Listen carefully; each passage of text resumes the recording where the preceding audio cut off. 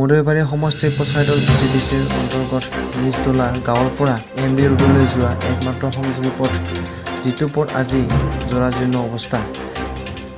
আজি 17 বছৰে VPO চৰকাৰে উন্নতিৰ নামত এই ৰাস্তাটোত আকাশীন গতিও পেলাবলৈ সক্ষম নহ'ল, যাৰ ফলত আজি গোটেই নিজদলাবাসীয়ে শোক প্ৰকাশ কৰে। মদৈবাৰী সমষ্টিৰ XEM জগদীশ চৰকাৰে ছইল ডিপাৰ্টমেণ্টত দায়িত্ব থকা সত্ত্বেও এই ৰাস্তাটো নিৰ্মাণত কিয় গুৰুত্ব নিদিলে, সেইটো আজি বৰ চিন্তা কৰিবলগীয়া।